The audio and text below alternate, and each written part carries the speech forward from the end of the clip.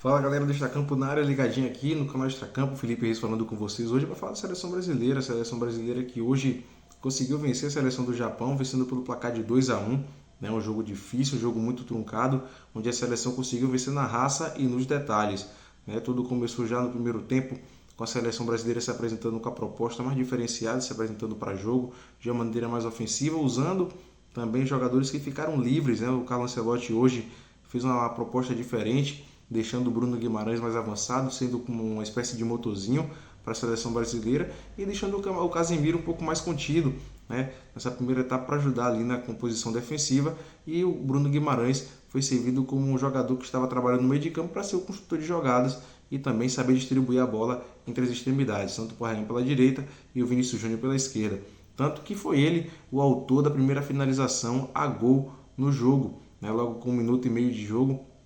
Ele se apresentou, a jogada muito bem trabalhada de pé em pé, conseguiu passar a bola para o Matheus Cunha, que rapidamente devolveu, e ele conseguiu aí finalizar e contar com desvio, sendo aí a primeira finalização ofensiva do jogo da seleção brasileira, e tanto que ele chamou a seleção, chamou a torcida para fazer parte e incendiar cada vez mais o jogo, e com certeza isso foi um fator decisivo para que a partida pudesse tomar rumos diferentes a partir da segunda etapa. Mas a seleção brasileira seguiu por aí, logo na sequência Matheus Cunha conseguiu mais outra finalização muito bem de longa distância, obrigando o Zion Suzuki, o goleiro japonês, a fazer uma excelente defesa. Foi buscar a bola no cantinho, na trave esquerda ali, obrigando a seleção brasileira a cobrar mais um escanteio, e a seleção japonesa seguia se defendendo. Mas a equipe do técnico Moriyasu conseguiu, né, se manter muito bem, se comportar de uma maneira que não estava, né, se sentindo acuada. Pelo contrário, apesar dessa investida das seleções brasileiras, o Japão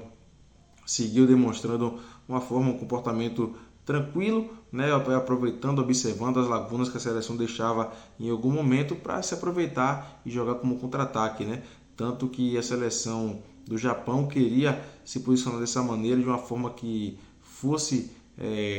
mostrar que pegaria a seleção brasileira de surpresa. Tanto que ele estava apostando muito em contra-ataque. A seleção do Japão deixou o Brasil se criar, né? Dava a entender que a seleção do Japão ficaria acuada totalmente durante o jogo, mas foi o contrário. A seleção do Japão deixou o Brasil livre, deixou o Brasil se sentir confortável, mas aproveitava que não, com essa ausência da posse de bola, aproveitaria a chance que a seleção estivesse povoada, né, ali dentro dos seus domínios, para que pegasse os brasileiros de surpresa, jogando em jogadas muito bem trabalhadas de contra-ataque, né? Tanto que ele apostou em deixar as linhas defensivas um pouco mais baixas para poder forçar a saída de bola da seleção brasileira, usando os contra-ataques. Tanto que aí a seleção não conseguiu criar muito. O Zion Suzuki foi o cara que fez a seleção parar muito em muitos momentos, né, isso com suas defesas muito bem trabalhadas e sólidas, né? Tanto que o mesmo estava passando bastante segurança para o gol do Japão, e nisso a seleção brasileira seguiu atacando, mas sem muita objetividade. Apesar do Vinícius Júnior ser um cara que deu muito trabalho aos zagueiros da seleção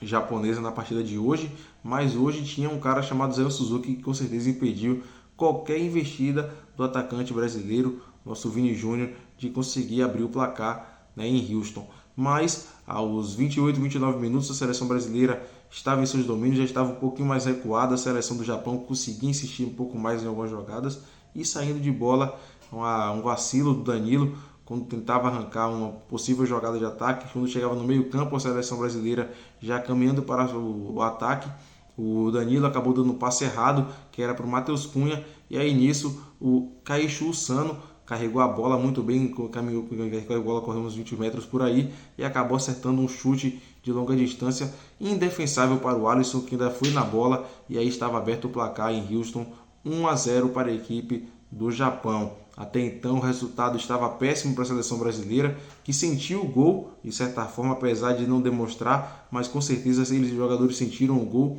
A torcida japonesa foi a loucura, foi ao delírio, e o Moriyasu com certeza estava muito feliz de que vendo os seus comandados em campo fazendo um ótimo primeiro tempo. A seleção do Japão foi segura, foi uma seleção que demonstrou muito poderio ofensivo, uma seleção que estava correndo, como posso dizer assim, correndo por fora, né? Apesar de não demonstrar estar sentindo a pressão por jogar contra o Brasil, né? Foi um jogo onde eles vieram com a postura bem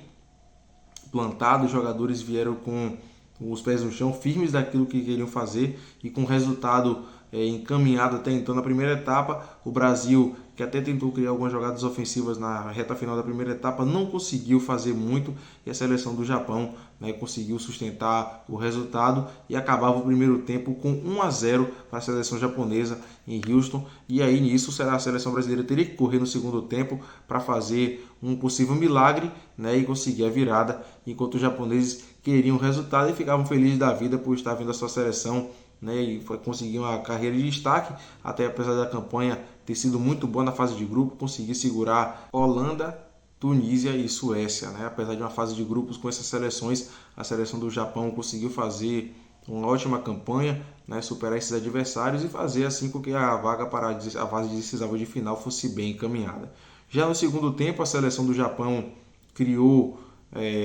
mais algumas jogadas no comecinho, mas quem chegou mandando logo foi a seleção brasileira. No intervalo, Carlo Ancelotti optou por fazer algumas mudanças pontuais, tirou o Matheus Cunha, que fez também uma partida excelente no primeiro tempo, não foi como foi nas partidas da fase de grupo, mas hoje ele fica mais como um pivô, e aí o Ancelotti optou usar o Endrick, que é um jogador mais habilidoso, driblador, que conseguiria daria trabalho para os zagueiros japoneses, que sofreram muito na mão do atacante brasileiro, e nisso, no intervalo para o segundo tempo, Endrick entrou em campo no lugar do Matheus Cunha. E logo no comecinho do jogo, teve algumas jogadas muito bem trabalhadas da seleção brasileira, que começaram atacando e dando trabalho para o goleiro Zion Suzuki, né? Logo aí o Vinícius Júnior também aproveitou, deixando logo as suas jogadas, né? Mais uma vez o Bruno Guimarães finalizando, obrigando o goleiro a fazer uma ótima defesa. Casemiro também fazendo ótimas jogadas, apresentando mais para o ataque. E dessa vez o Ancelotti permitiu que o volante brasileiro subisse um pouco mais para poder ajudar no ataque. E nisso o Vinícius Júnior fez uma das melhores jogadas desse começo do segundo tempo, onde o mesmo conseguiu abrir pela esquerda, deu uma caneta no zagueiro japonês, carregou com tudo, e aí na hora da finalização deu aquele velho tapa de direita, aquela chapadinha de direita, tirando do goleiro Zé Suzuki, que conseguiu dar um tapinha assim com a mão na pontinha dos dedos, a bola batendo na trave, e a seleção brasileira já sentindo que a esperança viria no gol de empate na segunda etapa, no comecinho, tanto que não demorou para isso acontecer. E não demorou muito para que o gol da seleção saísse. Aos 11 minutos do primeiro tempo, o Vinícius Júnior muito bem trabalhando uma jogada pela esquerda, conseguiu vir correndo mais um pouquinho pela beirada, achou o Gabriel Magalhães, que olhou muito bem, conseguiu fazer um ótimo lançamento, e quem estava lá, ele mesmo, Casemiro, apesar do primeiro tempo ter sido um pouco abaixo para o volante brasileiro, foi lá, se redimiu e deixou tudo igual em Houston, fazendo um para o Brasil, um para o Japão. Estava tudo em aberto, tudo poderia acontecer, a seleção brasileira estava mais viva do que nunca, com o gol do volante brasileiro chamando a responsabilidade para si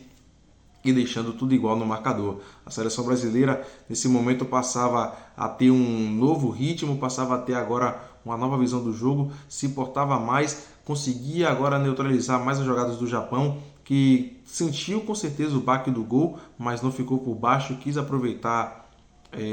as suas jogadas, tanto que o Tomiyasu foi lá, o Moriyasu melhor dizendo, o treinador da seleção japonesa, fez 2 mudanças, tirou o Duan, também tirou mais alguns outros jogadores e colocou Sugawara e Suzuki, né, que eram jogadores mais de ataque. Ele tirou jogadores de lado e colocou jogadores mais centralizados para ajudar, né, na reforçação do ataque, fazendo com que a seleção brasileira se fechasse um pouco mais. Mas a seleção brasileira conseguiu criar, conseguiu chegar nesse gol, e aí aos 21 minutos houve mais uma saída, tinha mais uma saída de alguns jogadores, quando aí o Carlo Ancelotti optou pela entrada do Martinelli, né, e também veio criando algumas jogadas e fechando aqui no ataque da seleção brasileira. Ele fez muito bem, tanto que quando o Martinelli entrou ajudando o Endrick ali na composição do ataque, fazendo com que a seleção brasileira tivesse mais a posse de bola dentro da área do Japão, obrigando a seleção a trabalhar mais um pouquinho apertada dentro dos seus espaços que tinha ali na zaga. Então a seleção do Japão ficava acuada nesse momento e a seleção brasileira passava a povoar mais o ataque, né? Então, com jogadores rápidos e dribladores, tanto o Ryan pela direita, o Vinícius Júnior pela esquerda, tinha o Endrick e agora o próprio Martinelli chegando um pouco mais aqui na frente para ajudar a seleção brasileira, né? Ele tinha entrado no lugar do Paquetá, que saiu sentindo algumas dores. Então era o momento da seleção brasileira optar por fazer mais, porém aí a seleção do Japão conseguiu segurar a onda do Brasil, conseguiu segurar mais um pouquinho do ataque, e aí depois a seleção seguiu as duas seleções seguiram sem criar muitas jogadas ofensivas para seus goleiros, tanto que o Alisson não trabalhou muito no jogo, né? Ainda mais na segunda etapa. Né? Foi o segundo tempo mais tranquilo para o Alisson, apesar de ter se apresentado em alguns momentos para fazer algumas defesas com finalizações da seleção do Japão, nenhuma delas levou tanto perigo ao goleiro brasileiro. E aí, chegando já na reta final do segundo tempo, Carlo Ancelotti tirava o Casemiro para colocar o Fabinho para fazer agora aquele momento de dar um ataque, um calor mais no jogo. O Fabinho, que é um ótimo jogador para defesa, um ótimo volante, consegue ter ótimas saídas de bola, e nisso ele ajudou a seleção brasileira a fazer aí a criação da jogada do gol. E aí agora entra em cena quem eu falei no começo do vídeo, Bruno Guimarães, responsável agora por dar o passe, sendo o garçom do Martinelli, que foi lá coroado nos acréscimos aos 45, 49 minutos para fazer aí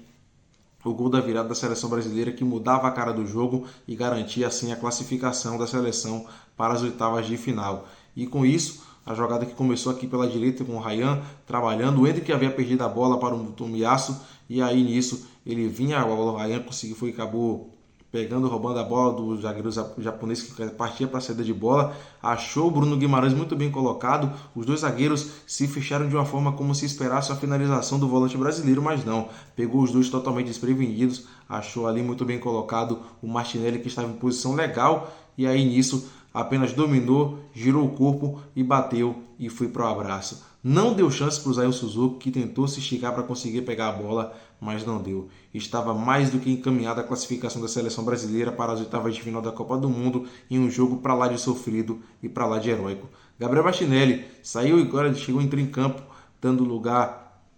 mais uma vez à questão de ser herói, né? Sendo protagonista no Arsenal e agora sendo protagonista na seleção brasileira, fazendo assim 2 para o Brasil, 1 para o Japão. A seleção brasileira ainda tentou pegar alguns minutos, o árbitro ainda deu um prosseguimento, estourou o tempo de acréscimo, a seleção brasileira já desesperada pelo fim do jogo, mas tudo ficou tranquilo quando o mesmo ergueu os braços e apontou para o centro de campo, finalizando a partida, sendo 2 para o Brasil, 1 para o Japão. E agora a seleção brasileira aguarda o vencedor do confronto entre Costa do Marfim e Noruega para o dia 5 de julho, saber quem vai enfrentar nas oitavas de final. A Costa do Marfim fez uma ótima fase de grupos, conseguiu acabar em segundo, onde tinha um grupo com Curaçao, Equador e Alemanha, e a seleção